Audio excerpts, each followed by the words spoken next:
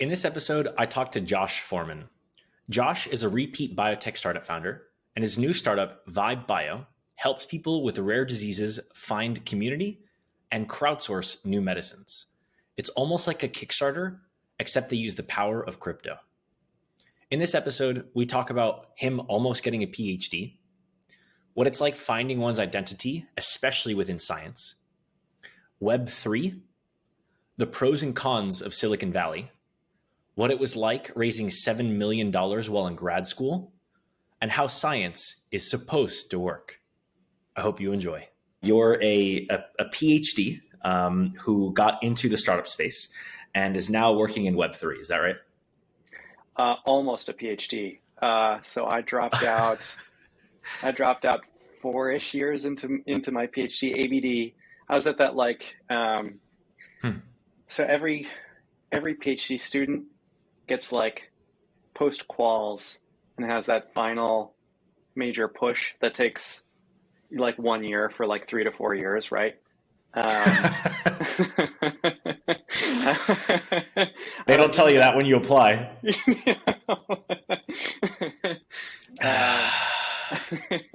I mean, doing some bioinformatics work, I did actually have the option of going full dry and having it be generally shorter.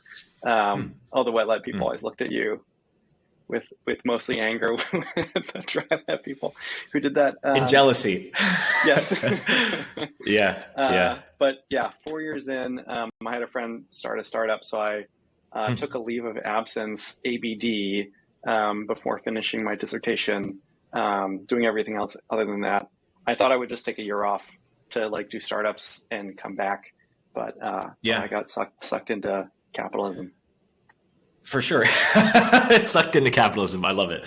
I personally think capitalism is a force for good. Do you agree on that? Or are you on the side of like, oh, we need to burn down capitalism and, redistribute the wealth everywhere? What's your take on capitalism? Yeah, it's really fascinating. So like, okay. So like, I would say growing up north of Chicago, I was like 9 out of 10 liberal. And then I got to Harvard and I was like 7 out of 10 liberal. Okay. And then I was like, I spent some time in San Francisco. And then I realized that like liberal is like actually just one chunk of an axis where people look at you and think you're like a square. I am, this is the first time in my life when I don't consider myself to be extremely, I consider myself to be very liberal, but it's like there are new words now to describe the things that go further to the left than there did when I was growing up. So for sure. All that is to say, Same. I'm an unabashed capitalist. That's not to say I don't believe in regulation. Sure. That's a very complicated topic, right? But I certainly believe in a well-regulated market. But I think that I'm one of the people who thinks that capitalism has generally been like an extraordinarily, powerful force for good over the past, few hundred years. I completely agree. And I also think science is a very powerful force for good over the past few hundred and even thousands of years, whether or not it was considered science at the time, right? But the invention of the wheel and fire, all great benefits for humanity. So before we move on and like double down into your startup experience, what made you even decide to take the plunge and to leave academia to do something startup related? Because the two are very asymmetrical. One is done for profit, and the other one is done for the sake of the science, right? All universities are nonprofits, right? So why did you take the jump? What attracted you? Yeah, I mean, they're nonprofits, but they certainly have some of the dynamics of for-profit entities sometimes. I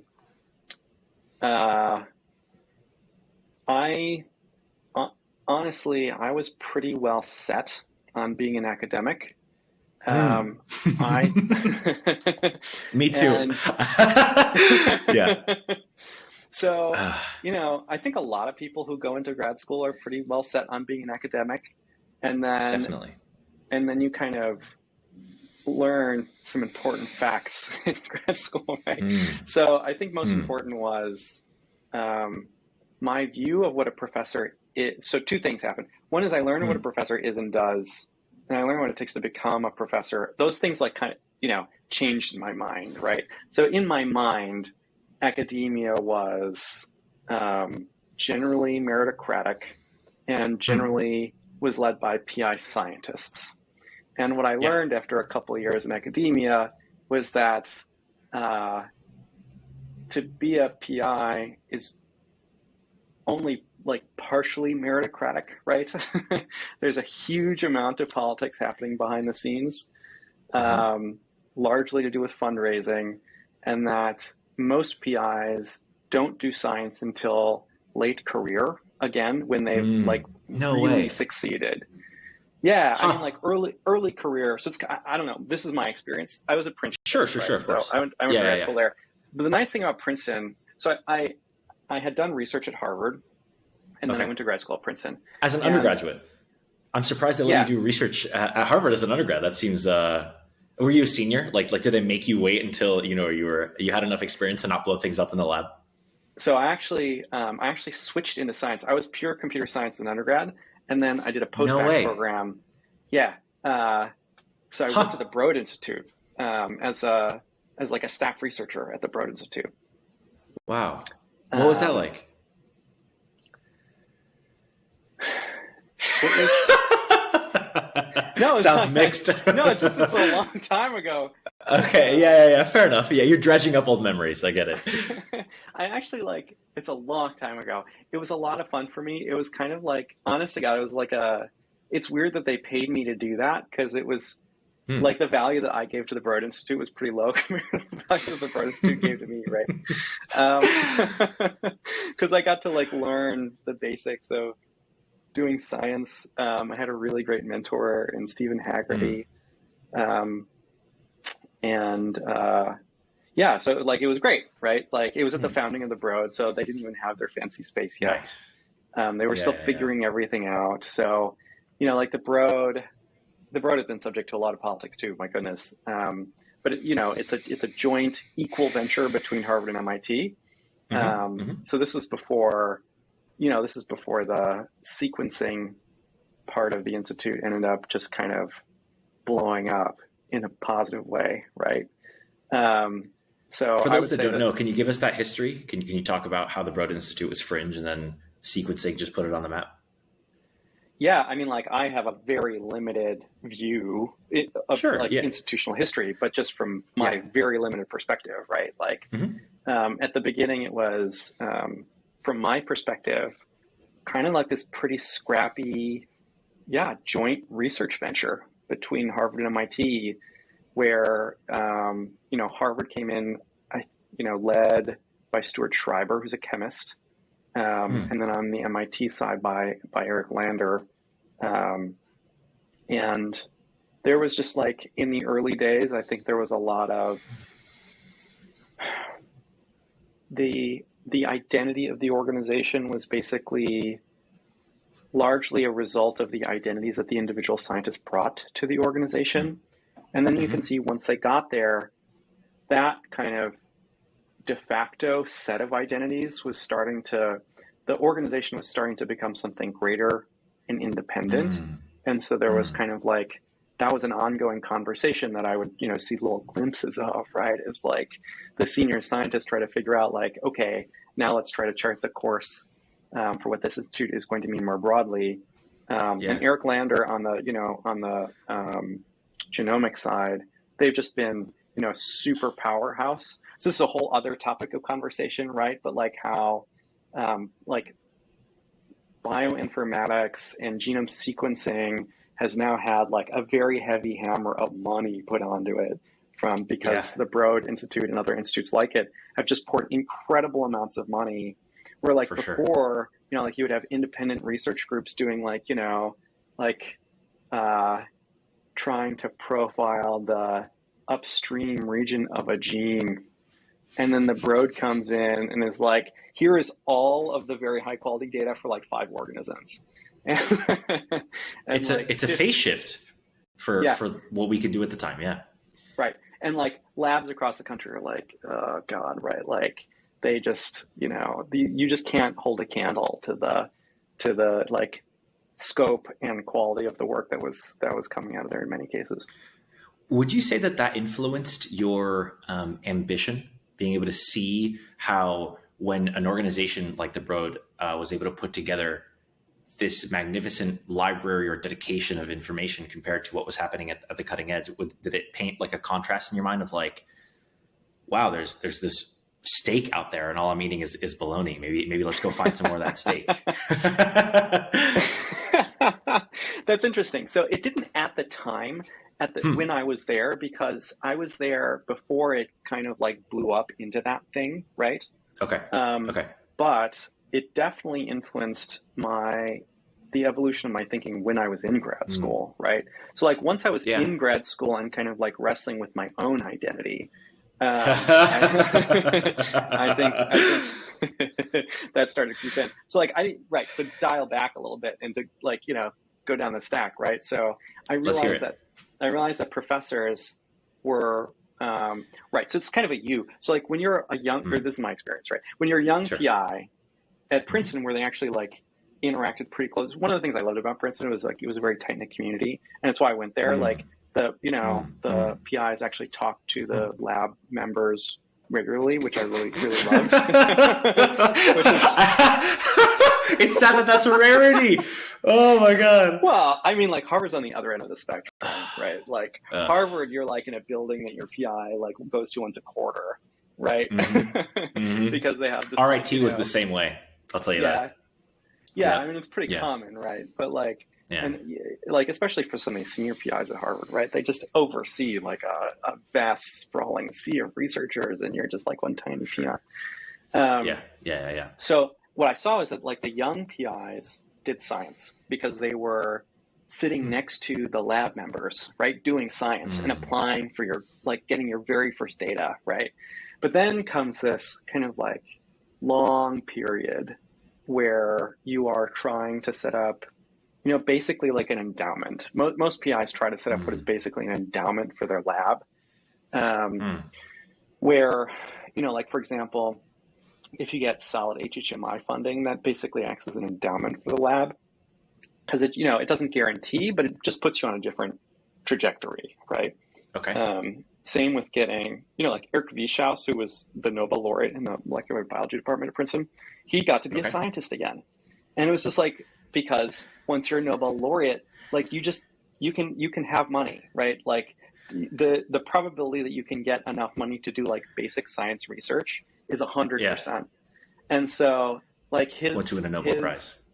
Yeah, like he would just like, you know, it was really interesting seeing that he was basically freed by, you know, the taints of money to some degree and could be a scientist again. All these mid-career scientists, you know, guys were working really hard to get there. Yeah, all it takes is winning a Nobel Prize in order to be a scientist again. Right, exactly. Get into the trough of academia. Okay. I mean, or you can just get HHMI and see that's. But yeah. That doesn't look so good. If you ask me, talk about, at least from when I was young, I kind of had this sterling vision of what science and academia was, where everything was purely meritocratic. And it sounds like you too were disillusioned by the political nature of it and being distanced away from the ground truth seeking that is I find a core part of the philosophy of people that want to be scientists, right? It's just there's an innate desire and drive within us.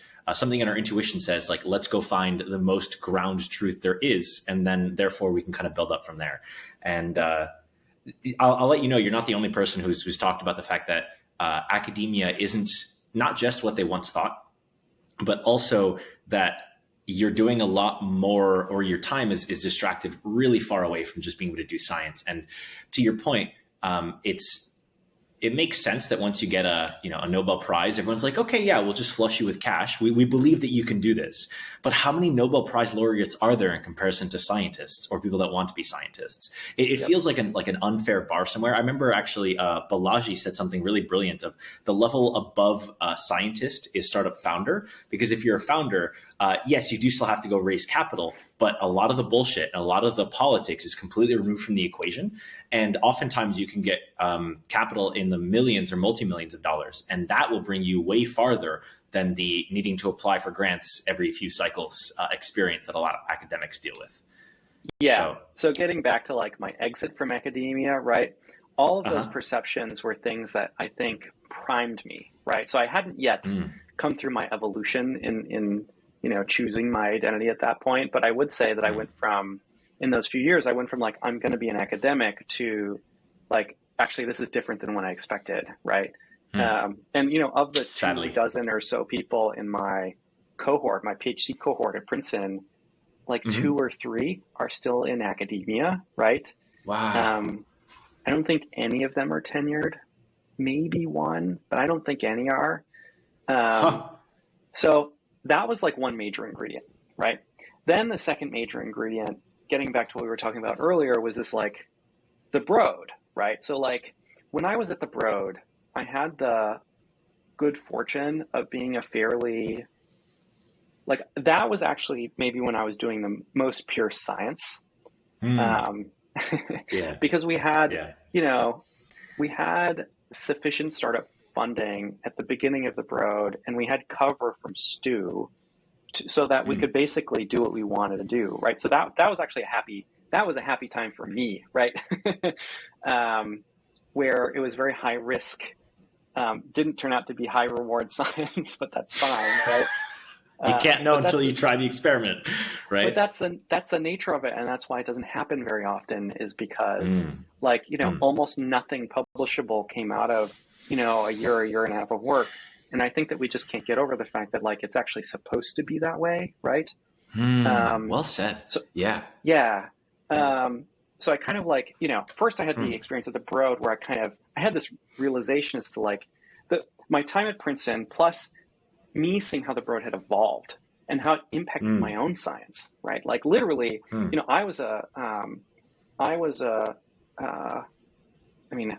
even know the right word, right? Like I wasn't a bioinformaticist, right? I was like kind of in between wet and dry, but like I was interested in regulatory elements in genes, right? That was like the subject of my thesis research. Cool.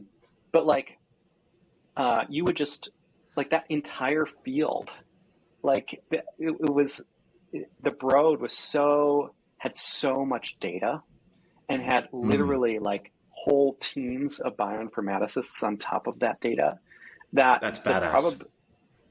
But like as a researcher who is interested in that field, it's hard to say like this is what I want to work on, because at any given time, it's like there's a decent chance. There's like, I don't know, maybe like a 20% chance that what you're working on is going to be like entirely obviated by some, like 4-page or 4-paper huge spread in Nature in like 3 years or something. And then you would just be like effed. All of the work you put in, useless, gone. Useless, right? But it's not just the work. It's also like, you're trying to imprint a career, you're trying to do all these things. And so it just started to prime in my mind. So then I went over to Silicon Valley and we had a pitch deck, which was like the level of rigor in a pitch deck. It's non-existent. It's an order of magnitude or more less than what you get in like an R01 application. Like, and I worked pretty hard on the R01 with my PI that got, we actually got it funded. And the amount of work that went into that was like really intense. Like, 6 months of everyone. 6 months. Oh yeah. Holy shit. Right. Because this is how it works in like a young lab, right? Like you do a ton of work in an area to try to like figure out like what's our angle going to be. And then you like dial that back and pretend that you didn't do half of that work for your R01, which is like the annoying BS game that literally everyone plays with grants where like, your poor naive new PI thinks, fills out the R01 having like not actually done the experiments yet. And going from that to a pitch deck where we like, made some fancy graphics. We believe what we were we believe what we were saying, but like the amount of rigor in data is, 1 or 2 orders of magnitude less. And then you come out of that with, we closed, our angel round was $1 million, right? Which at that congratulations. Point that's amazing. Yeah. Well, in 2009, that was, was the equivalent of like a $4 or $5 million, pre-seed these days. That's when which is Airbnb, I wild. believe, started too, and they raised, I think, less than $1 million. So around the time that Airbnb started, you were ahead of Airbnb. Yep. Oh, okay. And so then it seems like, you can't put the genie back in the bottle. You notice the discrepancy. You see the game that's getting played in academia, right? Where it's like we're running experiments that we're kind of dialing back the data that we have when we present it in an R1 to make it look like, hey, we're heading in the right direction. And then it sounds to me like this was kind of a no bullshit. This is where we're at. This is where we think we're going. Pitch deck, and the money, like, just, did it come quicker? Did it take 6 months? How long did it take? And what did that imprint on you post hoc through the experience? Yeah. So my experience is that fundraisers either go very fast or very slow. And I am fortunate to have all of my fundraisers go very fast, except for one, which was very slow and painful. Yeah. But at that point, we had basically, we had all of the things, right? So we had my co-founder, Matt McInnes, who's now, I think, COO at Rippling. Wow. Yeah. What do people look for when they fund a company, right? They look for founders who are very well aligned with the vision. And so we super had that. Matt had worked at Apple in the education department for almost a decade, working very closely. What were you working on at the time? What did you pitch so we have context for what the company was that you were raising this $1 million for? Yeah. So the company my first startup was Inkling. So that was an EdTech company where the pitch was basically higher ed publishing and textbooks, right? Like, everyone hates their textbook. Everyone you hates don't love Pearson? Pearson's amazing. What are you talking about? Oh man, bringing me back. So this is what it's like. It feels like a meat pitch. Like when everyone generally hates a product so much, to an entrepreneur, it feels like a meat pitch. You're like, I can make a better product and I can just knock this out of the park. So this is a long story, but like that was our sentiment, right? Okay, I see you. Okay. So we were like, okay, media businesses behave like cartels. They have cartel dynamics in that usually you'll have pretty aggressive M&A in any media business up until the point the feds start to like sniff around. Literally. Yeah. So like good for regulations, right? So this is this is what the RIAA is, right? And this is why before Spotify, there were so many, like, Spotify is after a very long line of dead bodies of people who tried to do right, like Napster, LimeWire, like everything else in between. Okay. And those are just the ones you've heard of, right? There were dozens of companies in that space. But the cartel dynamics make it actually hard to break in. So, but if you just get the consumer experience just right, so that you are able to disintermediate the direct to like IP holder experience, you can actually get a wedge. So the thesis of Inkling was basically to do that for textbooks and for higher ed more generally, right? So we were going to take advantage of the shift to mobile computing. So we launched Inkling before the iPad was announced. So Matt, my co-founder, knew of it, but we didn't know any details because Apple is, like a mafia when it comes to unannounced product details. They still are. So yeah, they still are, right? So we knew of the iPad. So the thesis was basically that consumer preferences for media, particularly among young people, are going to drastically shift to being mobile centric, and that higher ed publishers are just unequipped technologically to be able to service that shift in preference.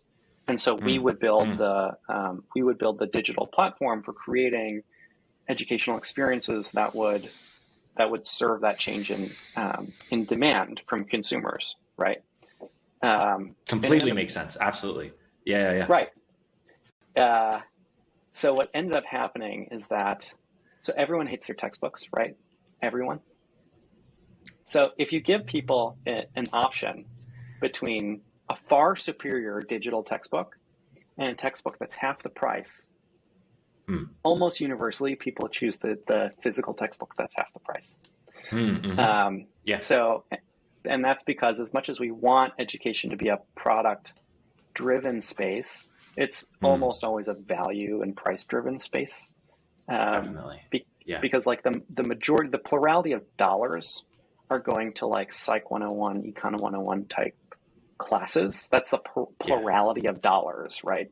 And your students in those classes honestly care less about the content than you do the more advanced you get, the more you care about the content, the less you use the textbooks, right? Oh, yeah, absolutely. And in my experience, the more you go to actually just printing out papers that were published in the past decade and using those as reference materials, particularly for the more, like when I took photophysics as an example, there was no textbook. We just used cutting edge research papers.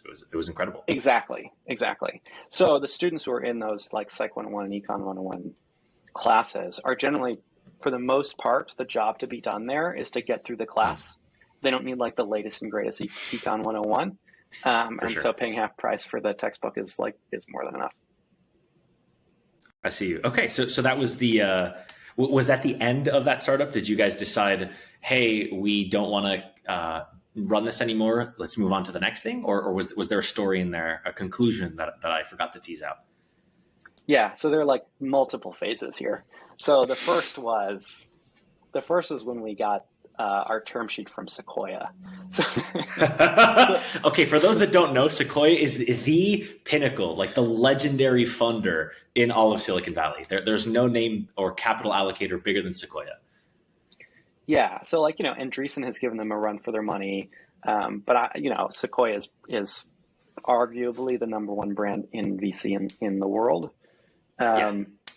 So I started like, what do we have? We had a well-aligned founder. We had a good pitch, right? Which we believed. And then we had good people, we had strong people backing you. So that's the very last thing you need are trustworthy people who are willing to stake their reputation on you. That's the key that like when people are breaking into the space, that's the key that most people are missing. It's a double-edged sword because it works really well, but to outsiders, it just feels really gross. But it's just one of those things where it's like, one of the worst things that a VC can do is commit money to something. It's like failing is acceptable and part of the game. What's far worse is committing money to a dog that no one else actually wants to back. So holding a bag. So like success is the goal. Failure is acceptable. Holding a bag is generally not acceptable within like the VC world, right? Yeah. And so they go to great lengths to not be in that place.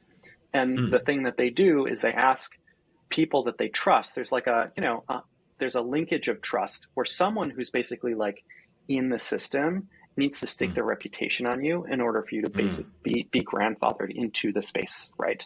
And so we had that out the gate because my co-founder, Matt, his boss was the VP of Education, John Couch at Apple, who was an angel investor himself. And he committed the first, I don't remember, like $100,000, maybe it was 200, I forget. Wow. But like he committed the first big check. And so that's what people look for. It's like, has someone with a high reputation not just put in like a piddly check, even though it's super useful. It is super useful to have any amount of money from someone. But if they can put like a big check behind you, then like you're off to the races, right? So we closed our angel round of fundraising literally in days. Wow. No way. So, okay. One day you just have an idea. We're going to beat out physical textbooks. The next day your co-founder and you get a $100,000 check, which at the time was way more money than it is now, right? Like with inflation and everything kind of moving in the direction that it is, like that's like a $250,000 check in today's like equivalents of value and backing. So that's a huge bet. And to your point, right? I've also seen that any kind of alignment, even if it's like $1,000 check, still goes a long way because you have skin in the game for that founder and you want to help the founder out. But you guys really had like a substantial buy-in from the head of education. 100%. How does that turn into a meeting with Sequoia? Like what happens next? Yeah. So this whole process has actually changed over the past couple of years so we didn't have institutional seed back in 2009. Okay. So that's a huge fundamental change to the funding environment. So the game at the time was basically to get the highest quality angel investors that you could. And those are, those angel investors, like everything, are power law distributed, right? And so going up the curve, you can get someone who's incrementally more authoritative as an angel investor, and it can have non-linear impact on your ability to raise money, right? Absolutely. So in our case, so John Couch was still an operator, right? And so he, I think that was because he was still an operator, he wasn't like ultra networked. I think everyone had, like a huge amount of respect, and he was extremely well networked, but he wasn't like some of these professional angels who knew, like literally, all of the important partners at the major firms. So we kind of landed a commitment from Ram Shriram, who's kind of like he's like a quiet legend. In the Valley. Yep. I've heard his name a few times. That's amazing. Yeah. So Ram was I think the first non-institutional angel for Google. He was certainly the non-institutional board member. I don't know if he's still a board member there, but he was a very, very long-serving board member and may still be. So story has it, I didn't hear this from him, but story has it is that Kleiner actually tried to reduce their allocation in Google Series A because every crazy hit is way more speculative at the time than you realize. And Ram, said, fine, I'll take the allocation myself because I believe in this.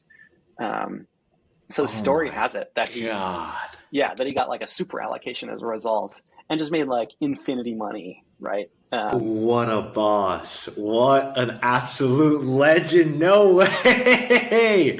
Yeah. So it's like literally, one of the best angel investments of all time, if not the best angel investment of all time, right? So with Ram, we had access to, literally anybody we wanted to talk to. So we worked for a year. We took our angel funding of $1 million. We worked for almost a year. We built up a product vision. We built up a deal pipeline with the major publishers, and those are the things that we brought to our next fundraise.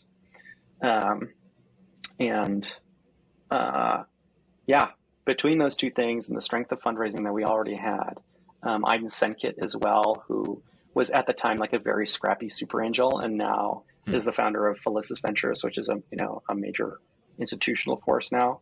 But back then wasn't that yet. We were able to. I would say like most investors say that they are conviction rather than consensus driven. Everyone will say that. My experience is that it's power law distributed again, right? So like so like Sequoia is one of the few actually conviction driven firms, right? They don't wait for someone else's, they don't wait for like who else is in the round. They make up their own decisions. They made up their mind relatively quickly. And so, I remember getting like the term sheet from Sequoia and looking at it and like feeling numb. Was it an email? Was it like a physical piece of paper? How did it get delivered to you? That's a good question. I don't even remember. It was that numbing.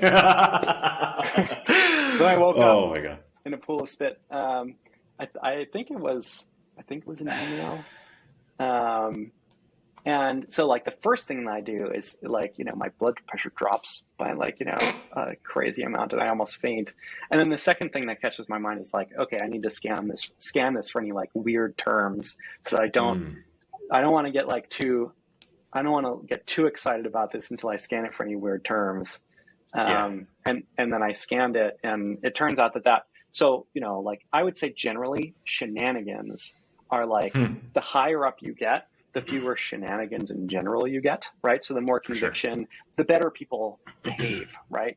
And so their terms were super clean because, at that level, you really do operate based on word of mouth from founders, right? It's like a huge reputation part of, Yeah, exactly. That's a huge part of why they're successful, right?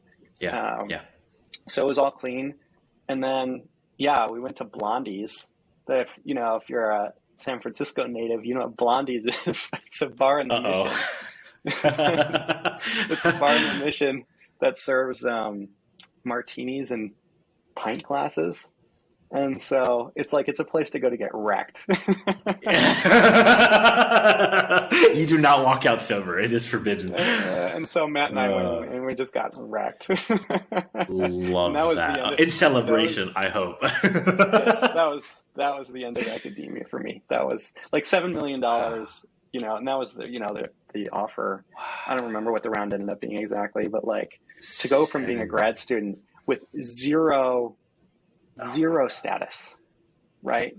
And up like 10 years ahead of me to like maybe, get a tenure track position, to go from there to having an offer of $7 million, which is like many times an RO1.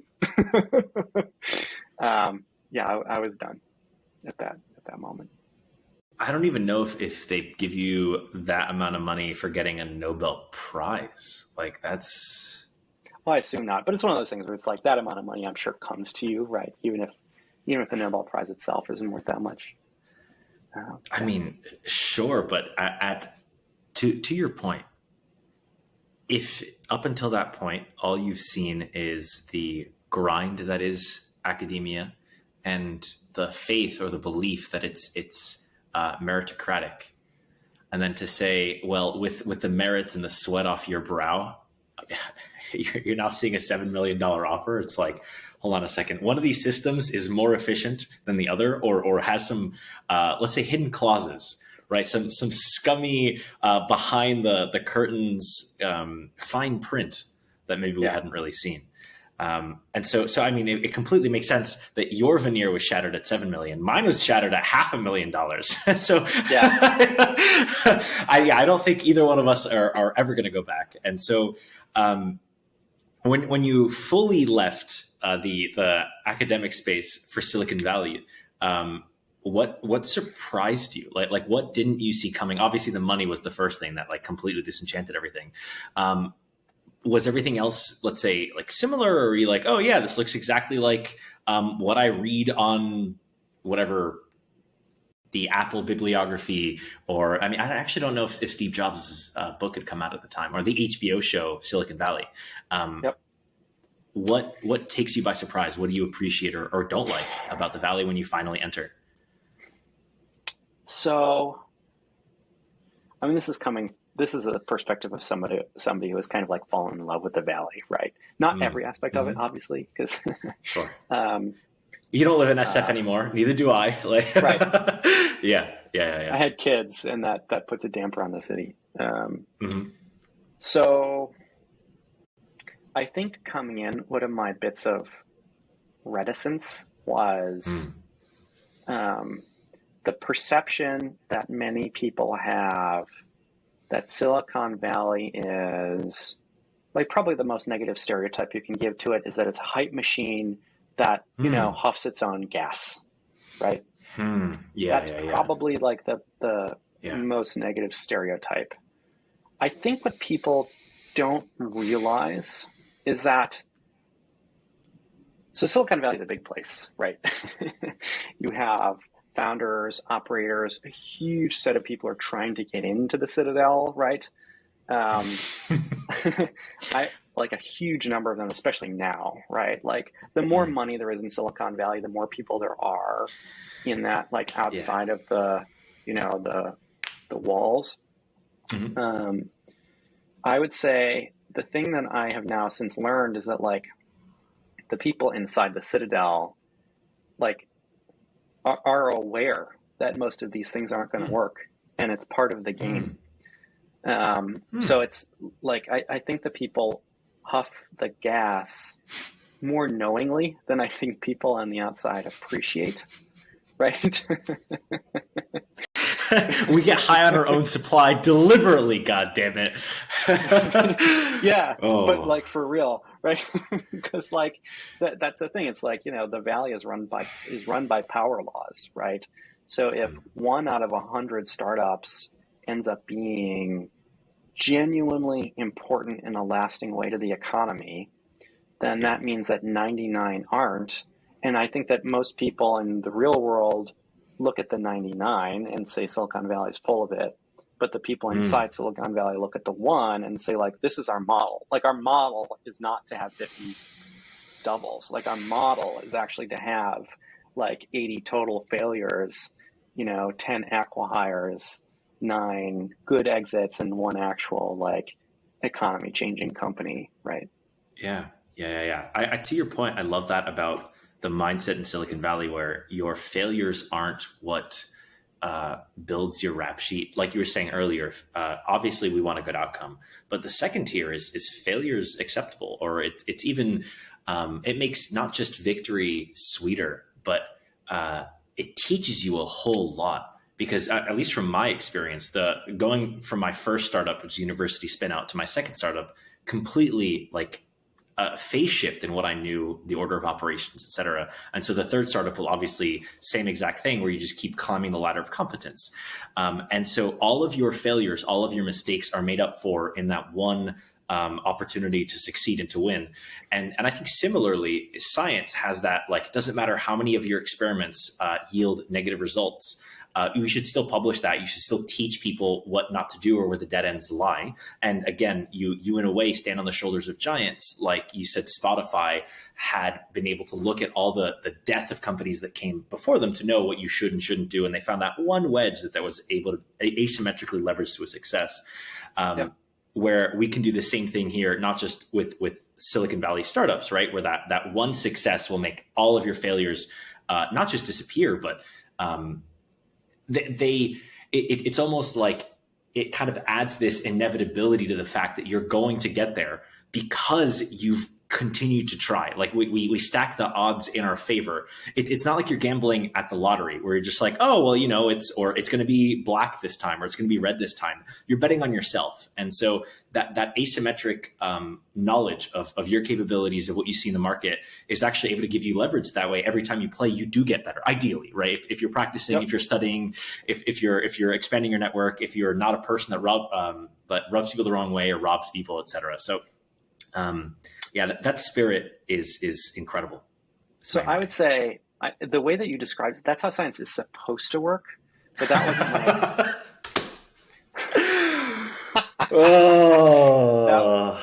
that was not my experience of science, right? So yeah.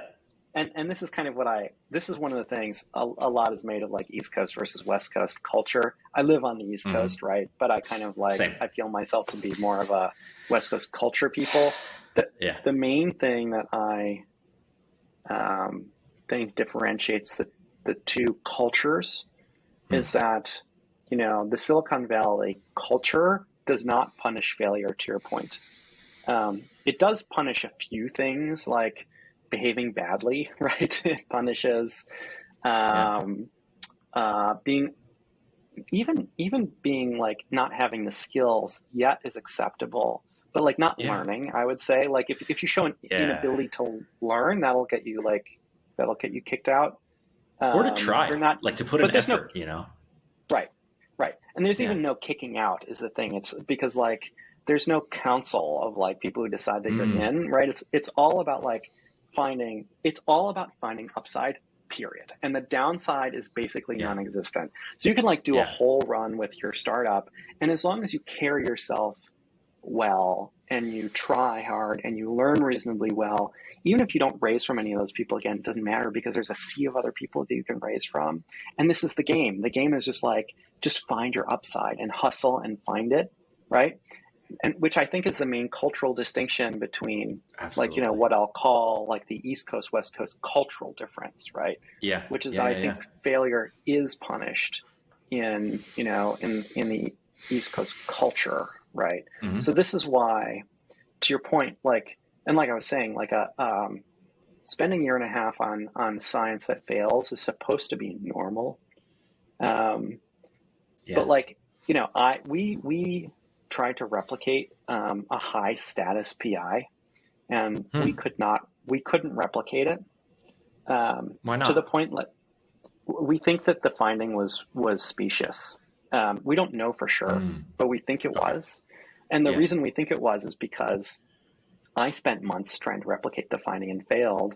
And then we intentionally had a senior member from the lab look at 0 of my notes, had 0 conversations with me. She completely independently tried to replicate the same findings through Yeah. you know, her own reagents, her own route, and also failed to replicate.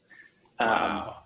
Which made us suspect, I mean, you never know, but it made us suspect that the original finding was specious, right? That no one ever learned about that, because to take on a very senior PI and claim in public that a finding of theirs is wrong, or at least, you know, like close to wrong, is a losing game. Because, like, what do you have to win? What do you have to win from that? Not very much. And what do you have to lose? A lot, right? Wow. So in addition, and like, why do you have a lot to lose? A, you could be wrong, which would be very bad. True. Right? True. Yeah. But also, like, the senior PIs in your space, like, are reviewing your grant applications, right? They're well connected to people who are reviewing your grant applications, right? And this is the other, like, gross thing about academia that people don't talk about a lot, that they're not supposed to do. They're not supposed to abuse that position of power. But I've heard, like, everyone has heard plenty of stories where people abuse that position of power, right? No doubt. No doubt. So it's just, like, not worth it, right? It's not worth it to take on senior people in the space. And so failure, so A, it turns out not to just be about the truth. It also turns out to be like respect authority in a way that I didn't expect. And it doesn't turn out to be like about the truth in the same way that I expected, right? So that's, for me, that's the biggest difference, is that West Coast mentality is like, hustle, keep finding upside. You don't find it, keep finding it. Just keep hustling. You can always get upside. If everyone turns on you at the end of the day, if you burned every bridge, if you go into a cave and build a product that gets metrics, you'll get money. So it's like, no matter what, you can always get that upside. And that is like wholly not the case from what I found in the culture of academia. Absolutely. And I think that it's a far healthier mindset to say, don't feel like your failures are permanent. And in fact, if you celebrate failure, not wholeheartedly, right? If you celebrate iterative failure, right? I tried, didn't work out. I learned, I tried again. You're reinforcing a cycle that helps not just, the founders succeed, but when startups do really well, it helps all of society to succeed. And one of the things that always attracted me about science, was this moral, imperative to do things to push humanity forward. And the technology and the science that we develop in the lab is adding, at the very least, a leaf to the tree of knowledge. And at the most, we see incredible breakthroughs like the mRNA vaccines that helps us defend against COVID. And so similarly, in startups, if you have a company that succeeds, you might be able to, at the best case, fix climate change or extend human health span for a very, very long time.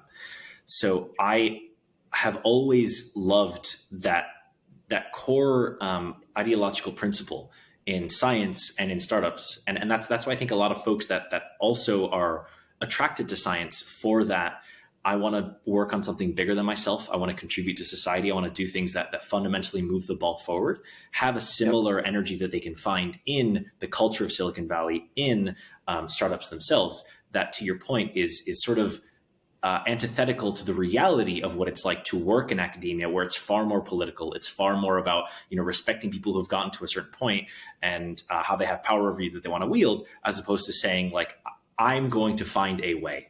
Nature finds a way. I'm going to find a way. And that is how differences are made. It's with a true belief and a true intuition that has been forged over time that people just don't let go of. And that spirit, to me, is something that I feel like, and it might just be me, it might be my bias, but I feel like that spirit of wanting to find the positive way forward is something that is an unfortunate rarity in the modern world. I don't know if it's always been this way. I don't know if I just maybe have a doomer perspective of the world.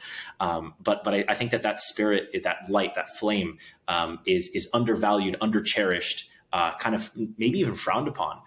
Whereas it's the thing that holds back the darkness and allows us to move forward as a species. I never get to reference this painting, but I have to reference it because that's why. What is it? Wall. Yeah. It's just from this obscure Polish artist that I really love, and it's literally like a long corridor of like extremely tall, like death-looking figures, and then a tiny little figure holding a torch and just like going into the breach, right? And I got it ages ago, and it really does kind of like, I think, reflect the ethos. There's one like really important caveat that I think I need to add to this part of the conversation, though, which is a recognition of the fact that even though I didn't feel like academia was nearly the meritocratic place that I thought it was going to be, and that I think the subtext of this conversation is that Silicon Valley is clearly far more meritocratic. I think it's very important to recognize that as a whole, Silicon Valley is still like very, very far from being meritocratic along a couple important axes, right? So like, by all means, yeah, this is like I've kind of like told you all the things I love about Silicon Valley, which I really like. I actually love all these things, right? Yes. The one last thing I'll say to that is like the fact that anyone can succeed at any point means literally no one writes you off ever. Because no matter who you are, you can always come back and you can always just kill it. And everyone knows that. And so even if people think like, even if people are like, there's like a 1% chance, this guy's going to make it, they never write you off because you never know. Right. And that's another thing that just keeps the culture going is that people just tend not to exclude in the same way, because if you exclude incorrectly, you can end up getting like super burned. Right. And like almost every huge breakout success story has along the way, like walking through glass. Right. Every single one. Like Notion's a great example. Notion was like a hair's breadth away from total failure. Really? Yeah, the founders went to Japan. They went on this like, spirit journey to like reset Notion, and everyone thought like, yeah, okay, like maybe I just have to write that angel check off, and they came back and super killed it, right? Wow. So that's like that kind of puts a bow on what I love about Silicon Valley. But the thing of what I don't love, right, is that everyone who's successful, this is changing rapidly right now. But like up until very recently, almost 100% of people who were the meritocratic winners, like look exactly like me, right? Like white men who went to Harvard. And it was really jarring, I would say. The one thing that did throw me off was when we did our Series A pitches. 100% of the partners that we spoke with were white males, males. A large majority were white males, and I think 0 were women. Wow. And that was across like, we didn't have like an extended pitch process. So we only talked to, like maybe 24 firms, but that's remarkable. And 100% of receptionists at every single one of those firms were tall, good-looking women, and I frankly found it actually kind of disturbing, right? That it was like 100%. So I didn't like that at all. Of course, like I benefited from that system. Sure. Yeah, we both have. So, but I'm glad that it's changing right now. Absolutely. And I think seems to be rapidly changing. To your point, it's inspiring to see a lot of female founders now doing well and raising strong rounds, to see female partners at big companies like Dina at Lux, one of my favorite venture capital firms. I'm a big fan of Judy, who leads a lot of biotech investments at A16Z. Yep. It's to your point, rapidly changing for the better now. And I want to see this trend absolutely continue. And one of the benefits that I'm seeing with the rise of Web3 is people being able to distance the bodies that they were born into, right? The color of their skin, their gender, and instead adopt identities that are purely pseudonymous, and therefore their work has to speak for itself because there's no one else that you can associate with. And so I think that if nothing else, the pressure that the anonymity of Web3 brings will force us to do better in the physical world. This is a little bit of a left turn, but one of the things I think about often is the stagnation of the physical world. And that's something that especially for folks who have read sci-fi novels like the Foundation series by Isaac Asimov, are very familiar with the idea of a crumbling society of like Trantor, who has all this incredible ability to do all these brilliant things that is slowly losing and descending and falling down. And I especially with the rise of VR coming up and whatnot, we can see that there's a strong pull to do everything in the virtual space. The metaverse could quite literally be one of the great filters, right? From like a sci-fi perspective. I'm optimistic that it'll force us to have to compete with the reality of the real world, the physical world, the meat space, as some call it, because we now have, again, one of the benefits of the United States is this capitalistic society that generally the person with the better product wins, and competition inspires the betterment of all, and basically is the tide that rises all boats. So I'm hoping optimistically that the rise of Web3, the rise of the potential, even whether or not it fully manifests or just the fear of the metaverse, inspires and forces change in the physical world to keep up, because we now have a conflict of where you're going to spend all of your time and your resources. And you can imagine that as founders continue to become more and more successful, and they have better terms, whether it's a state of the modern economy or not, or a state of confidence or a state of repeat founderdom, they're going to start to pick people who align with their beliefs, who align with their incentives. And that part of that is diversity. Part of that is inclusion. So I know that I just covered probably like 6 or 7 different places that we can jump off of. Yep. But so I'll pause there and let you respond. Geez, I would say... I know. I know. So this is like, I would say in my day-to-day life, I feel a lot of people feel this way, a really unusual amount of pessimism right now with like the status quo meat space world. Yeah. For lots of reasons that I won't get into, right? Okay. But when I look at like all of these forces that you're talking, all these disruptive forces, maybe this is the difference between, like a capitalist optimist and everyone else. Is like, I look at the forces of artificial intelligence, virtual reality, Web3, like all of these things. I feel like I have no idea. Like I couldn't pick the bets of those spaces. I can't tell you what's going to be transformative individually, but I know that I know that each one of them is going to be transformative, even though I don't know who the players in each space are going to be the ones to drive the change, right? Absolutely. And that's basically the other reason why I'm a capitalist, is because economists will talk about economic dynamism. And that's something that the United States has to a high degree, which is an adaptable economy, right? Yes. We have, right? Like we have an anti-fragile economy. The United States does, right? Yeah. Uniquely, yes, because So like the more planned an economy gets, the more fragile it becomes, because you're skating to where the puck used to be. Right. Right. But as the fringes change and you need to skate to where that's going, the more planned your economy is, the harder it is to get there.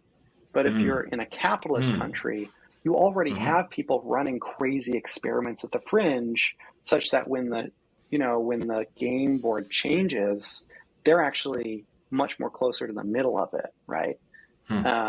Which ends up meaning that, like, in my opinion, right, like that's what makes capitalism like a unique force to allow us to get through really crazy disruptions, right? Like, so like, just as an example, you look at global warming, the greatest hope I have to overcome global warming are startups, because like you can very clearly see how governments are dealing with the situation, right? Like they're not, they're in denial about it. Well, but why are they in denial? Because of the existing incentive structure. It's because the incentives of how politicians behave is not geared at what the future is going to look like 20 years from now or 50 years from now. It's geared to what, the past 20 years ago, what 20 years ago was, as a snapshot of that. Because the people who were successful 20 years ago are the people who have amassed wealth now. And basically, the more wealth you have, the more power you have. And that's true across any form of government, right? Absolutely. And so the people who won 20 years ago are the people who are calling the shots now, which means that they're just like, the government is not incentivized. It's not aligned to deal with the future, right? For sure. Whereas now you look at deep tech climate startups, and they're doing stuff that right now doesn't make sense.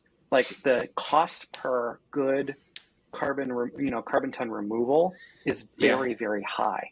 But for now, if you dial forward, you dial forward 10 years, and if you think that the way that the puck is gonna go, that the price of that is the amount that people are willing to pay is going to go up, because the amount of urgency that people feel is going to go up. And you also expect that the cost to go down, because once people do all this crazy R&D, like we're going to learn, we're going to continue optimizing, the cost is going to go down. Eventually that flips. And when it flips, like when it becomes now sustainable, when you cross that threshold, like carbon removal is not economically self-sustaining right now. Yeah. But you're gonna at some point in the future cross a point where it is. The beauty of this system is that when you cross that threshold, you don't go back. And so once you cross that threshold, the problem then starts to fix itself through organic, sustainable means, right? Yes. So that's that's beautiful. If I have any hope about us solving the climate crisis, it has to do with deep tech startups and not to do with government action right now. Yeah, and to your point, I love that it struck me when you said that these solutions through capitalism, through the force of entrepreneurs saying, we're going to go where the puck is. Part of that is through ambition, and part of that is knowing that they will get paid in the future, right? They're sacrificing the present to say, I'm going to enact a favorable, beneficial future. I'm going to manifest that future, knowing that there'll be an upside reward for that. That doing so comes out organically out of the unique market situation we have of capitalism. And secondarily, that the fact that we are in a capitalist society gives that solution long-term sustainability, because it's positive cash flow generating.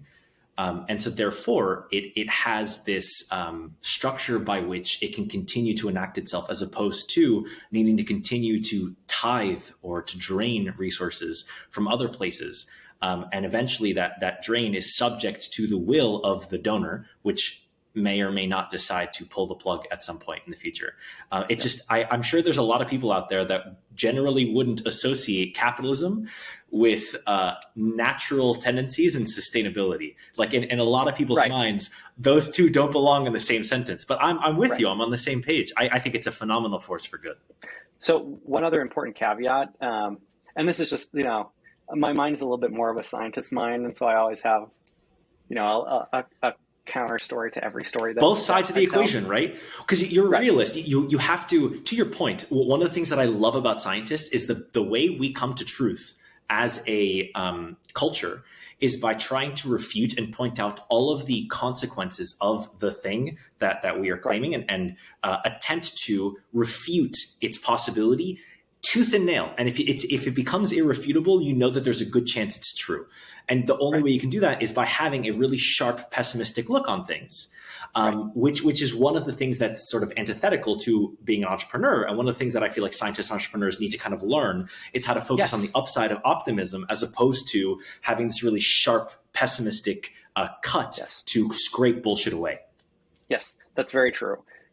So we can actually get to that in a bit, like the need to understand sales. But before we do that, I want to recognize the fact that even though, like, I believe that capitalism is the dynamic force that takes this raw material and makes it actually sustainable. But I want to recognize the fact that like public money has a huge role in basic science and basic research to get us to that point, right? So like, Moderna, for example, is actually just the tip of the spear. It turns out to be like a large majority of the amount of dollars, right?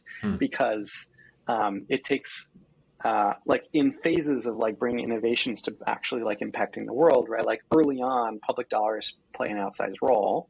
But then when you get to that cusp of like development of that thing and bring it to the real world, then you just pour insane amounts of money into it to transform that like basic science into something that is applied and sustainable, right? Absolutely. So I just want to recognize the role of public dollars in setting up these in the evolution of ideas that capitalism then takes and makes sustainable.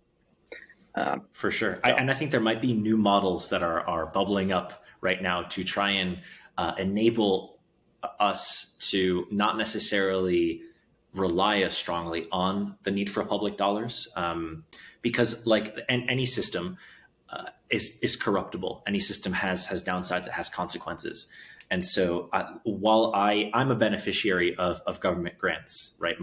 I funded my first startup entirely off of government grants to start.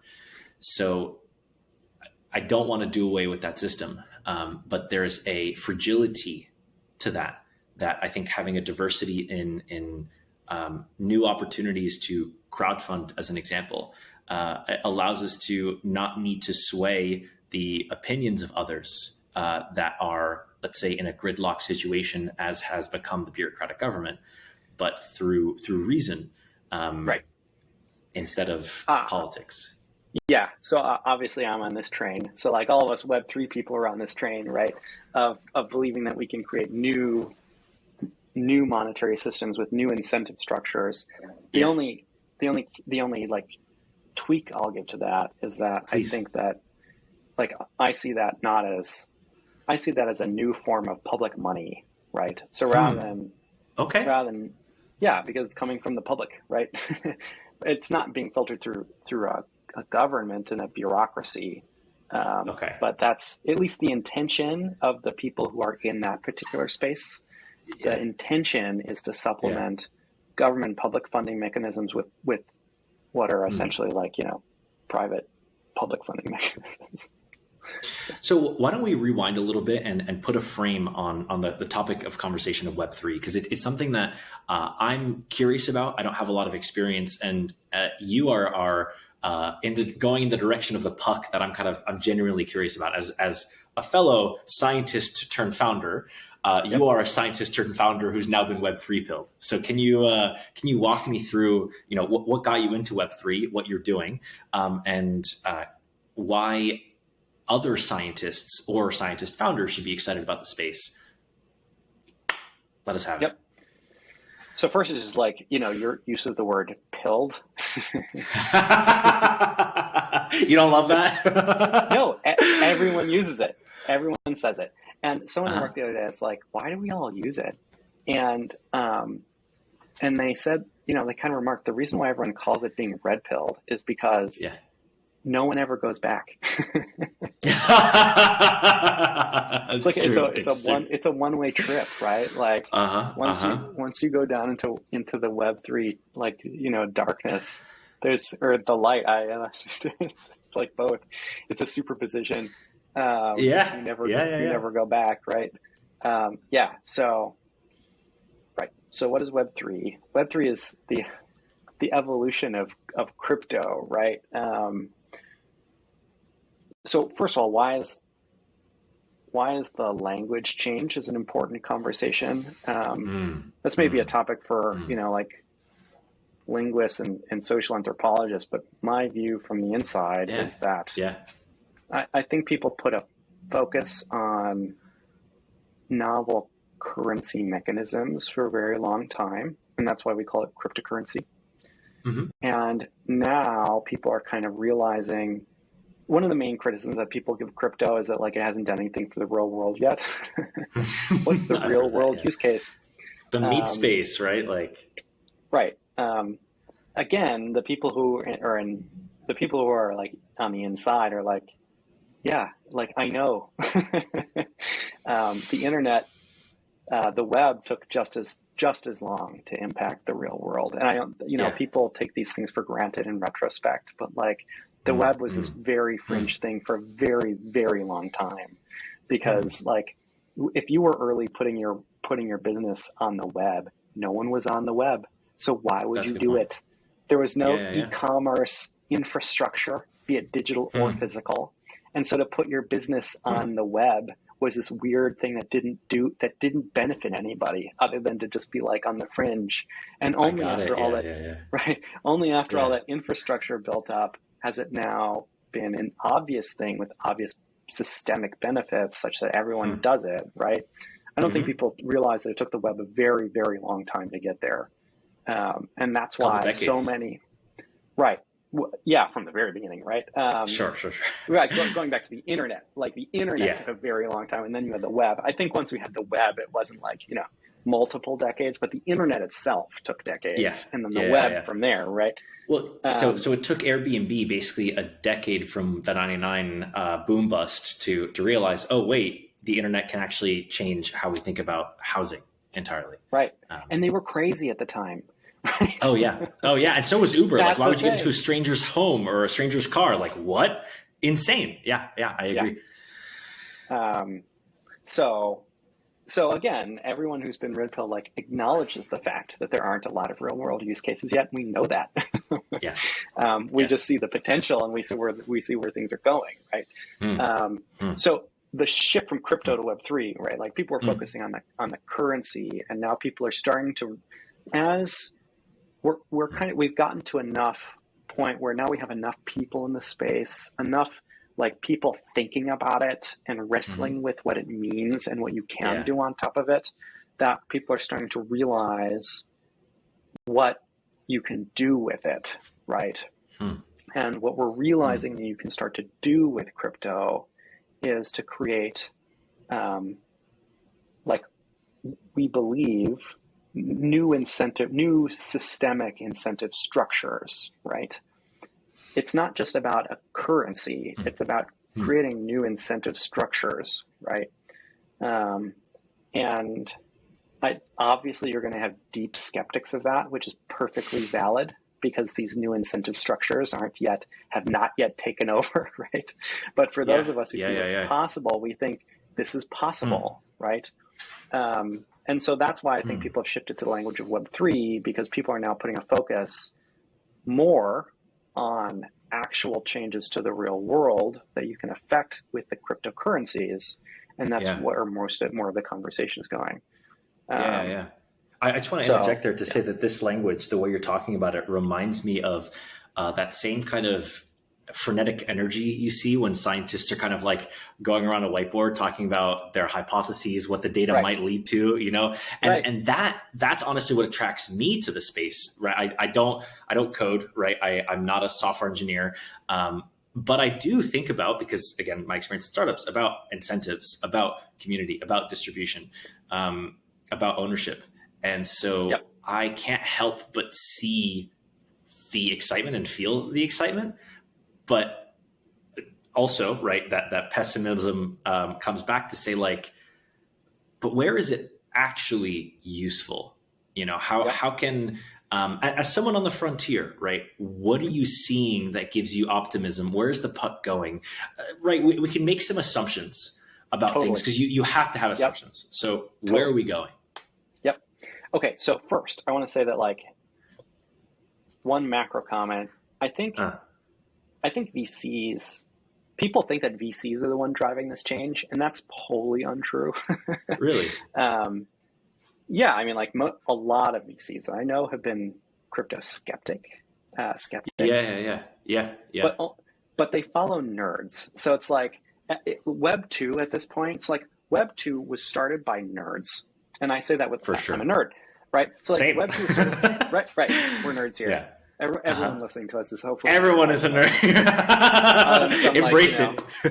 And some like VC analysts who are trying to adopt our forms and language. So if you go back to the beginning of Web 2, when it was crazy, when Airbnb was crazy, the people who were doing it were nerds, right? Weirdos who were like, what can you do with technology, right? Good VCs know to look where the nerds are and to know that that's where you're going to have the most innovative ideas, right? So Web 2 now, like you look at SaaS. SaaS has now been infiltrated by professionals to a pretty fair degree, such that like a lot of nerds are no longer super interested in the space. Right? For sure.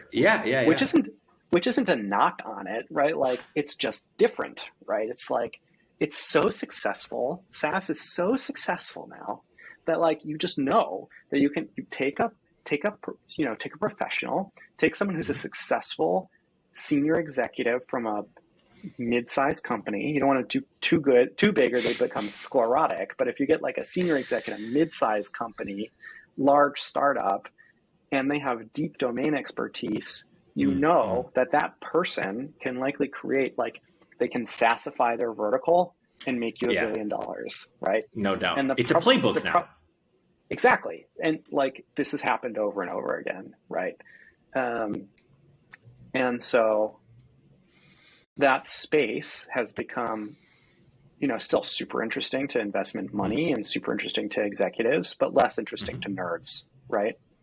That's for sure. The nerds are looking for that alpha, right? They're looking for the upside. Not intentionally, I feel. No, this is the thing. It's not like, why am I interested? It's not because of, well, I mean, it's half because this is the thing. The money's the impact. What entrepreneurs strive for is impact.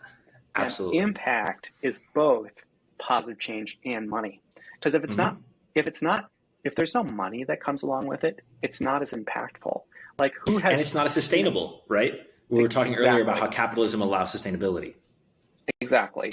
So something that is like maximally impactful and maximally sustainable, like the vast majority of the time comes with it money, right? Absolutely. So, and we're interested in impact. So the number one, like, leading indicator that everyone looks at is that this is where all the nerds are. Because there are only so many places that nerds can look right now, right? So nerds, despite the predominance of ADHD in the community and us looking at a bunch of places, it kind of comes back to Web3. That's why I find myself orbiting the space. And there's so much I'd like to know. The last thing I want to say before you continue is what you said reminds me of an Naval quote of what the nerds are doing on their weekends is what people will be doing in 9-to-5s 2 decades from now. 100%. Right? Yeah. So like, where are the super nerds right now? Super nerds are really interested in like climate in particular. Deep tech is hot again, and climate in particular within that. Yeah. AI, huge area, but AI is even one step ahead, many steps ahead of like if you look at the degree of speculation of technology, right? Like I would say AI is clearly going to be incredibly disruptive at this point, and my prior on that is at like 98%, right? Whereas a couple of years ago maybe it would have been 60%.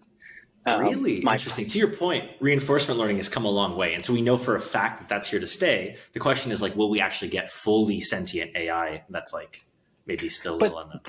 But here's the thing: like whether or not we get to like fully sentient AI is a question. But like the amount of like reorganizing of the economy that you can get before you do that is just incredibly high, right? For sure. And I think we're realizing that, right? I think you can take what are like relatively dumb compared to a general intelligence. Some of the models that we're creating now are pretty dumb compared to a general intelligence, but For are sure. a generation evolved from what we had previously. And No we're doubt. just now able to find that we can just do all sorts of stuff at a level that's acceptable. That wasn't acceptable before, right? Absolutely. Like Gmail, like auto completes my emails now. And Yeah. like a couple of years ago, the models were not good enough for that. And now the models are good enough. This is in fact, deal, right? A company can be built entirely off of a GTP3 API that will just write your emails for you. It's like, okay, it needs to have this text, and you like we're going to turn up the playfulness and the creativity on this email and just send it. Yep. Yeah, I'm looking forward to using that product, so I don't have to break my fingers every day just sending texts. Yeah. So it's like, my prayer on that is super, super high, right? And in terms of like crazy high impact. Then you get to the more speculative things, right? So like even more speculative are, I would say like VR and Web3, right? And I think VR is still in that like highly speculative category because, I was like, we don't know yet. We think like those of us who are on the vanguard think that like we're all going to be looking at each other through goggles in 10 years, but we don't know. I can't speak for other people. My prior is still at the 60% mark. And on crypto Web3, my prior is, at the maybe 60 to 80% mark for that right now. But but to be on the leading edge of that is where I want to be. Like, I don't want to be in this space when it's already at 98% because it's no fun. Yeah. Your inner nerd's like, it's been solved. I'll move on to the next problem. Exactly, right? So it's still a highly speculative space, but it's already done. Like, the amount of money that goes through Web3 is already orders of magnitude more than skeptics would have told you even years ago, for sure. So, and this is the thing. When I say 60, 80%, I'm not saying that's will Web3 be a thing. Web3 is a thing. It's not going away. Crypto is not going away because like an insane amount of money goes through it. What I'm talking about is what is the likelihood that this is going to like meaningfully reorganize the macro economy? That's what I'm talking about, right? Those are different scales completely. Because to your point, right? Like Bitcoin's never going away as an alternate store of value. It's digital gold. That's permanent. Okay, we're great. The question is, to your point, right? Like, what can you do in the real world? And it sounds like you're teeming with excitement about this one. Right. Because I think that there's a good chance that it will become the new native backbone for so many things in a really deep way, right? So like, okay, so now to your point, what have we actually seen? Like, it depends on how you're grading, right? We have seen DeFi systems, so that's decentralized finance, right? This is where, so like one of the really cool products, in Web3 crypto over the past couple of years has been an automatic market maker, right? So in the form of, like the Uniswap protocol, right? Like, this is wild stuff. It's great. Like, when you this is the thing, if you go from not understanding crypto to like understanding, like really understanding how like Uniswap works, your mind's blown forever and you can't come back, right? Do you want to give us a TLDR there? Oh God. It's like, there's so many layers of abstraction to do, right? For sure. So I think the biggest aha moment for people is like, this is like, I can do this with a database. Yes, we know you can, Chief. Correct. But what you can't do, what you can't do is get anyone else to give a shit about your database. Let alone give it all the liquidity, billions of dollars of liquidity. Right. You can't do that. Yeah. You can put a MySQL database on the internet. You can do that very easily. Yeah. You can't get anyone to give a shit about it. Yeah. So what's wild right now, I think I saw a Twitter thread on this. Like, you can go to Foundation, which is an NFT marketplace. Okay. And you can buy an NFT, and then you can wait a couple minutes, and you can go to your OpenSea profile, and the NFT is there. Yeah.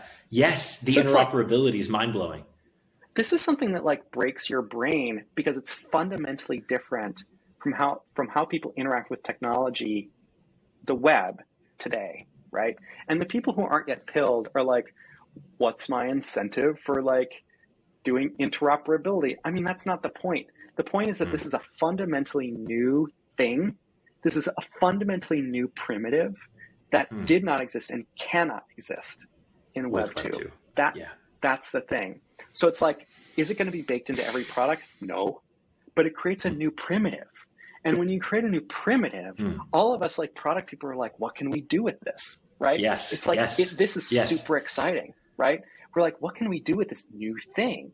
So like, did anyone force OpenSea? So like, okay, super quick, what's happening? Okay, my attempt at describing blockchain super quick. Let's do it. Well, okay. So I've read the white papers. That's as far as I've gone, is reading the white papers and thinking I roughly understand them, right? Okay. More than most people. It's true. And I'm an engineer, so I kind of like understood some of the mechanics. So first, like, let's get to proof of work. What is proof of work, right? So the first thing you have to do is you have to like, how can you have a distributed ledger? This is what the blockchain is. It's a distributed ledger, meaning it's like, it's an account of who owns what that everyone has consensus agreement on. That's kind of like a very hard thing to do, it turns out. Very, very hard to make it not only like generally accepted, but also like resistant to attack in like a robust way. It's extremely hard to do that, right? So like you can create a voting mechanism, but like that's trivial to break with Sybil attacks. So you just create like create arbitrary numbers of accounts that are fake people, and then you have them vote. Okay, we've broken your voting system. Like, okay, fine. Okay, so maybe we can like, can you prove that someone's a human?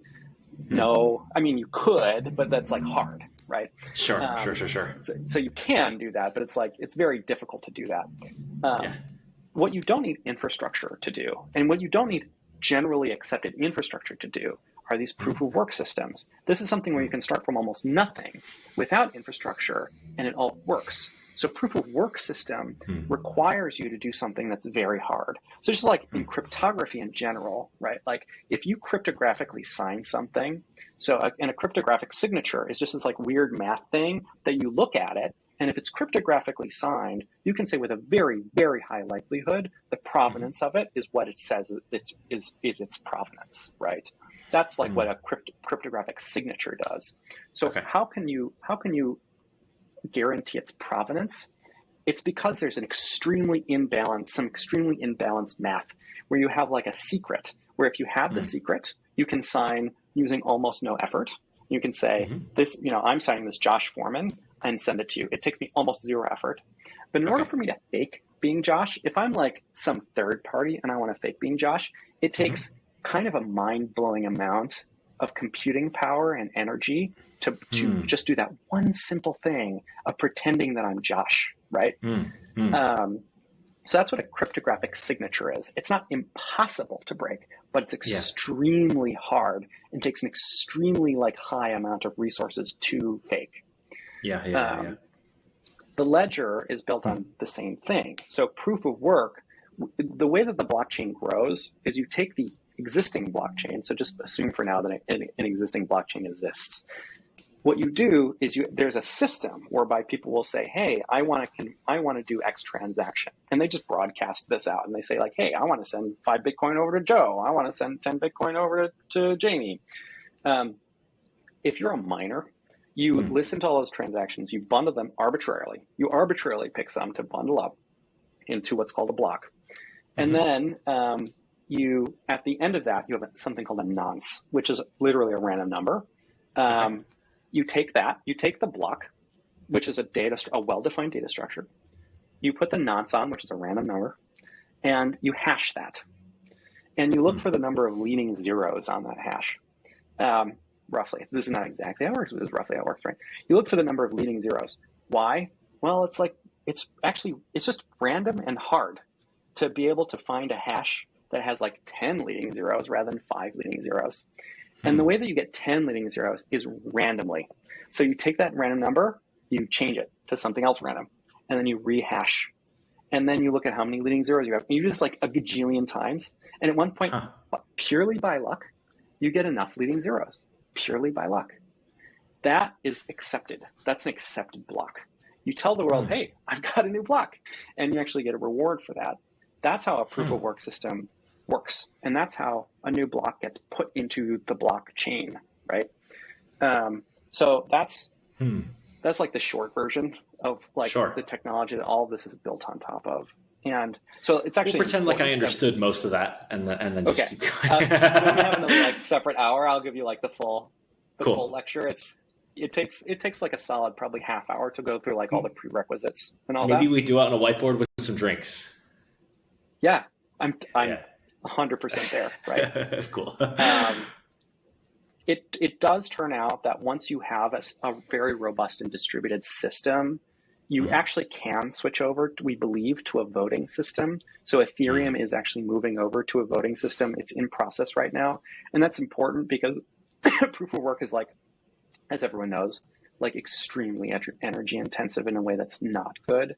Like I'm not a Bitcoin maxi. The Bitcoin maxis will tell you, will give you lots of reasons why it's fine. I don't. I fundamentally disagree with that. Like there is an extremely large amount of energy being used that does not need to be used, I believe. So Ethereum's moving over to like a far orders of magnitude less energy intensiveness because it's changing to a vote-based system. But you couldn't start there. So because if you started there, right, you'd have a lot of fake accounts that are attacking and changing the ledger, and so it becomes not secure. But after you've already had this investment of energy, and you know that the people who have through their energy pay in and their mathematical calculations they've invested, they have a vested interest in making sure they keep those safe, or their tokens, right? Yes. Because it's so valuable now, you kind of say there's a secondary incentive structure. It's because it's so valuable in a like distributed way that all of those people now are heavily incentivized to maintain the status quo, and they do. It's like the network effects of like a social network, or like Facebook or Instagram or Twitter, where it's like there's already so many people on it that you should also join and partake in the network. But bootstrapping that is very, very difficult. 100%. Okay. So, like that's what crypto is. It's this distributed ledger, right? Yeah. And so when you buy something over on Foundation, this NFT marketplace, what is happening is that one of those transactions is going on to the ledger that ends up being this base layer. It's the MySQL database for anyone who wants to build on top of it. So that and any real Web3 application will build on top of it. So when you go to OpenSea doesn't have their own MySQL database. I mean, they do, but not for the fundamental things. They're pulling from the same database that everyone's pulling from. And so they see that you own an NFT that you bought over at Foundation because they're running off of this distributed database thing. And so it pops up in your account. And I wrote my first Web3 application just to learn the stack, and so I created this like chat application where you log in and you get like a little list of channels on the left, and the list of channels is one for every NFT that you own. And there's no, I want to join a channel. That's not a thing. It's like if you own an NFT, you automatically have a channel for that NFT. So that means that like everyone who owns a CryptoPunk automatically in the system has a chat room. If you own a CryptoPunk, you have access to this chat room. What blew my mind when I did this, was that I didn't have to create a user database. There's no user database in my code because I get the user database from the Ethereum blockchain. And I don't have to store which NFTs you own. I do just for caching. But like I don't have, but it's just a cache. Like what NFTs you own is not in a database that I control. Yeah. It blew my mind. Because like all of this infrastructure that I didn't have to do, I just inherited from the blockchain. And it just like blows your mind, right? Tell me if let's say I own a CryptoPunk, I have a conversation with you, you own a CryptoPunk. Then I sell my CryptoPunk. Does the conversation move with my punk? The channel maintains, and you lose access to the channel. Okay, so I can no longer see the conversation I had with you. Correct. Right. Does the new owner of the punk now have my historic conversation data with you? Yes. Interesting. Under it doesn't the things they say don't move to your name. The things they say are still associated with you. But yes. Yeah. Interesting. And so in that way, like the thing that comes to my mind is like, I immediately think, oh, scientific papers, you can kind of, the comments on that paper, no matter who owns them, can kind of see like the historic, oh, we added these new data points, and that kind of turned our hypothesis into the direction of this conclusion. And in that, This is a great segue. So all of this, everything I've said up to this point is like why nerds think it's cool. That's just that foundation. Sure. So from there, let's go to the next step, which is what are things that people have actually built today? So like for the most part, I agree. For the most part, what people have built are like, speculative systems.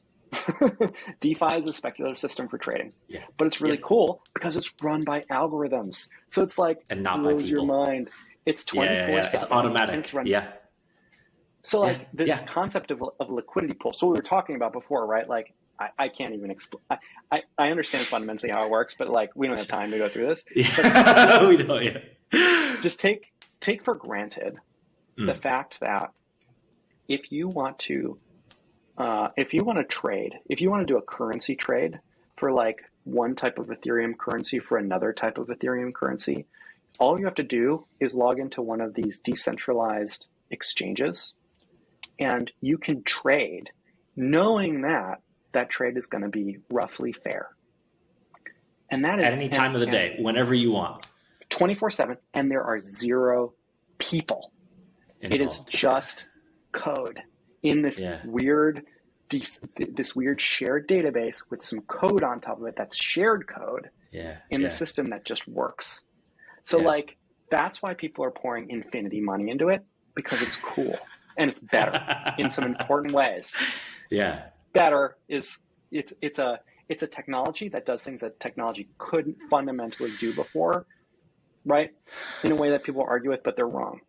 Okay, so DeFi, and that's one use case that people have, and but it's speculative. Fine, granted. Then you have like NFTs, right? So what are NFTs? Well, now you start to get a little bit more complicated because NFTs are also largely speculative, but people are starting to build like real things on top of that speculative base, right? And this is the weird thing about like Web3 and crypto is that it's kind of like both speculative and maybe real. So are startups, right? Like a lot of them are speculative, and you're like, we think we're going to get there, and then it turns out they're real, right? Right. So it's a weird combo that takes some getting used to. And that's honestly why a lot of people are turned off by the space. But so NFTs, like, you look at the Bored Ape Yacht Club. And it's like people are building real internationally recognized brands and organizations that did not exist before. So it's like, you can't argue with that statement. Like Basie is a novel cultural phenomenon and brand that is created, that is only possible with blockchain. And you can argue about the value of that, but it is factually true that the only reason why this new, like actually genuinely impactful, like phenomenon exists is because of the blockchain. So all of us are thinking like, okay, what else can we do on top of this? Right. So like DAOs are now at the like bleeding edge, where a DAO is just a group of people, right? You have a group of people. What can you do with it? What can you do with the smart contract and the group of people on top of the system? And people you can try to buy a constitution, right? Like you can try to buy. So people now. So this is the thing. Everyone's like, what kind of cool stuff can we do here, right? So and like this is my new startup is in this space, right? Okay, what are you guys doing? So if Constitution DAO is like, let's buy the Constitution. And so like backing up a half step, like what does that mean? It means people put their money into a DAO that's a treasury controlled by a smart contract, which means that you have some like reasonable guarantee that if it doesn't work out, you can get your money back, which is exactly what happened. It's exactly what happened, right? Mm-hmm. I put my money in, it didn't work out. I took my money back out, and I interacted with a piece of code through all that, right? Yeah. There's no person holding on to your money like, oh, haha, I'm going to run away with this. Like it was, you could trust the code to give you your money back, and it did. Right. So people are realizing, like, what are the things that we can pool our resources together? And then by pooling our resources, what can we have an impact on, right? And this is why, whatever, I'll get to that in a second. But so in our case, we're saying let's pool our resources to do drug development. I'm a little skeptical because it's very expensive to do drug development. So it's extremely expensive to make heart disease medication. Sure. It's extremely expensive to make an Alzheimer's disease medication. It's actually orders of magnitude less expensive to make a rare disease medication, for example. And I actually think crypto gives you the resources to start to approach some of these other diseases, but in a different way. Because when you pool resources, it's not just cash, right? It can also just be other resources. So let's take, for example, like a depression DAO. You don't just have to put money. What if you put people and their data into a common pool? That's like, if you look at depression as a whole, right? Like our understanding of depression is poor, right? Abysmal. Yeah. Mechanistically near zero, right? Yeah. Something to do with serotonin, we think, maybe. Exactly. Chemical imbalance. I mean, look, to people who are not familiar with this space, we laugh at chemical imbalance because even though we have drugs that do affect neurotransmitters, and this does seem to have a measurable effect on your experience of disease, all of that is true. The effect on disease compared to placebo is actually not that big. The drugs are far more effective for people who are very seriously depressed. If you're only mild to moderately depressed, which is most people, the effect is very mild compared to placebo, and actually hard to discern in many cases. And if you ask us, what is the actual chemical thing happening underneath the hood and how does it make you feel better? We have no idea. It's a black box. We just like, the people we gave this drug to seem to feel better. So we're going to go with it. So it must have to be doing with serotonin, right? We have no mechanistic understanding, bottoms up. We have no bottoms up mechanistic understanding of why these drugs make people feel better. And that's why we're like almost wholly unable to make new ones, right? Except by luck. So let's take depression. Where are we in the journey? We're in natural history and starting to understand. The natural history is like collecting data about this thing. There are a lot of diseases. There are actually like many diseases. Depression is one of them. Epilepsy is one of them, right? Depression, epilepsy, autism. These are all diseases that are not one disease. There are actually probably dozens or hundreds of diseases where because the like phenotypic profile, the symptom profile, the like syndrome is close enough that you kind of bucket them into one thing, right? And like I can say that to a fairly high degree for both autism and epilepsy. And I have a strong belief that that's the case in depression, even though there's like less evidence, but I think some evidence for that, as well. So like, why don't we pool resources into one common place where, because it's a crypto environment, you can, once you start to get momentum, what crypto does is it adds like rocket fuel to your momentum, because it puts this like appreciating resource, like it wraps it in this appreciating resource.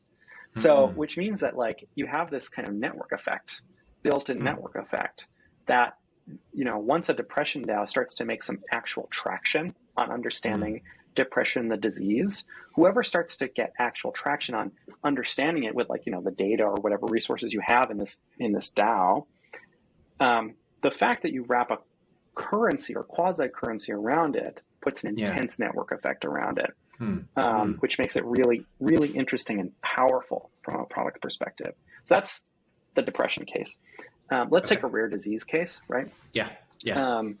I fundamentally believe, so if you look at pharma, pharma tends to invest their money in diseases that affect a lot of people, where you can charge a lot of money for a medication for that disease.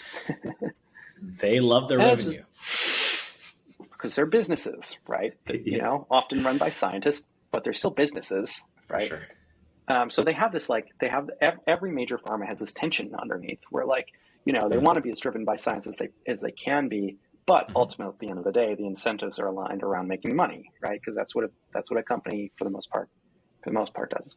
You know, it's complicated to learn. So what pharma has kind of recently woken up to is, like, they didn't think that rare disease was something you could even make money off of for a long time.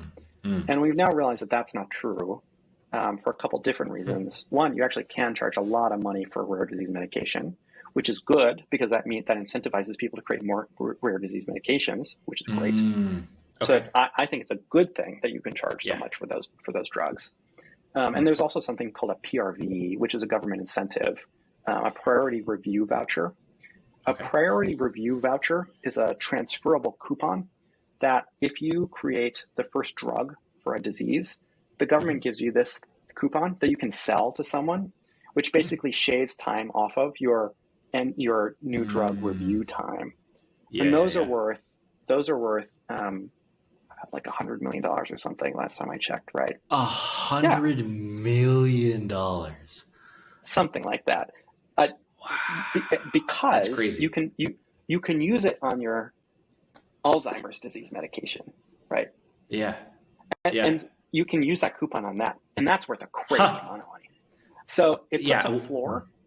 Oh my God. So this puts a floor on the value of any new drug in a rare in orphan space. So now as an entrepreneur, you can be incentivized and know, if I go into this orphan space, if I find a drug for this that works and I get it through FDA, I'll get this. I know that I'll get this super valuable thing, and it won't be a waste of my time. Our thought is to have what we believe is that crypto allows us to do, to change the paradigm for how drugs are developed, and that'll be community led, community driven. So we want to give patient groups money, and they can choose where to invest, because they are, out of anyone, the most incentivized to understand what promising technologies are the most likely to work from a medical standpoint. And there's some precedent for this. So, like, you know, the Cystic Fibrosis Foundation is very famous. There are a couple examples of this now, but the Cystic Fibrosis Foundation was one of the first, where they were raising like $50 million a year, and they were applying it mostly into research. And they were applying it mostly into research largely because of a cultural bias against, like, you're a nonprofit, I should put this in research. And it's a cultural thing. There's no reason why it has to go into research, right? At some point, they were making they weren't making enough progress for the amount of money they were putting in, that someone said, you know what, we need to shake this up. We're going to be in trouble if we keep raising this much money and making this little progress against this disease. We're going to put money into a biotech. So they put money into Aurora Therapeutics, which then was bought by Vertex. And the Cystic Fibrosis Foundation, because they made a successful series of drugs as a result of that investment, the Cystic Fibrosis Foundation sold the rights, their chunk of the rights of those drugs, for over $3 billion. What? And that goes back to the patient group. The foundation. No that goes way. back to the patient group. And so now the patients have basically $3 billion of liquidity to continue to mine and produce drugs that are going to help them with their disease. Yes. So we think, like, there's really no reason, there really genuinely is no reason why you can't give patient groups an incentive pool for people to invest into, for them to direct the investment. Because these people, these patient group leaders, are very smart, right? They have afflicted children who are afflicted with very, very serious diseases. I'm a parent of kids. I cannot tell you how motivated these people are to cure these diseases. And they're very smart people, right? So, like, you talk to them, they're very, very well versed on the science. Like, far, far more than some VC analyst, right? So that's what we're doing. I'm super excited about it. I think it has a chance of working. And if it works, I think it'll be transformative. And that's why people are excited about the space. My mind's going in 50 billion different places at the same time. I think that's incredible. Especially because the last thing that you said was these folks, the folks that are working on the science themselves, are so motivated and know more about the space than VC analysts that they're actually better capital allocators than an investment firm. And so if you're actually giving them the ability to invest their capital, they're going to, with that asymmetric knowledge, put it in a place that's more likely to make a big difference, right? Starting Yes. back at the beginning of the conversation, we were talking about taking bets on things that you know yourself, you iterate, you get better over time. And it sounds like you're multiplying those two vectors of like the iterative benefit of science with the iterative benefit of like the social capital of Silicon Valley to say, we are going to take a bet on the people who know this disease the best. And before Web3, it seems like it's difficult for you to even coordinate that kind of it would have been very enabling. hard, right? Yeah. It would have been very hard.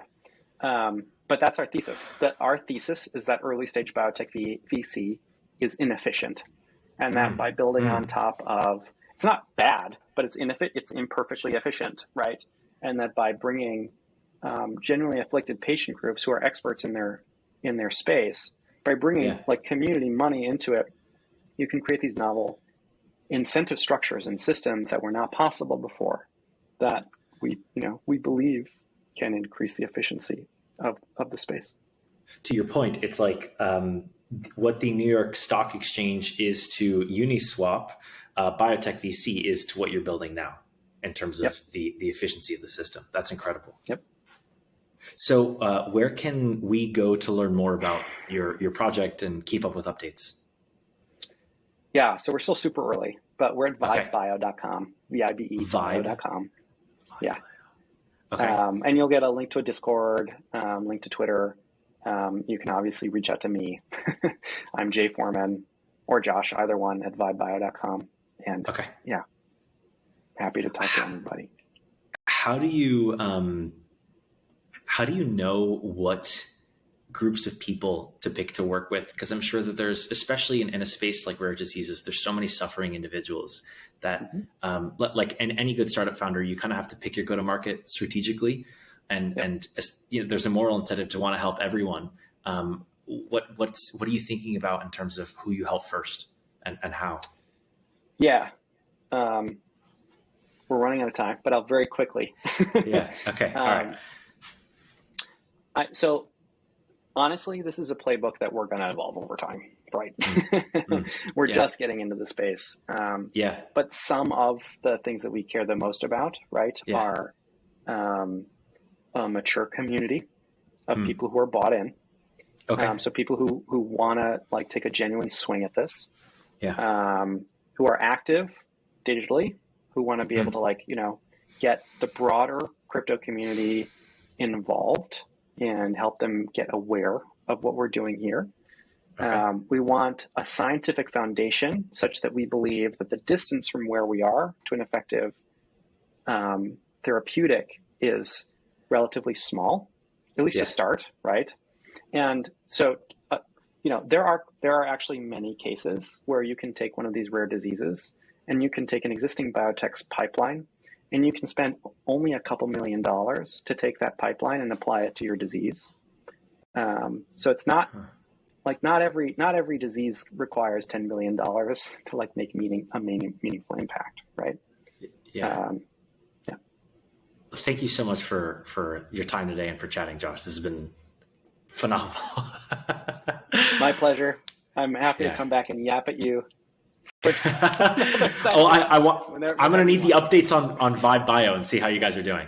So, I'm down. Thank you so much. You have a nice one, man.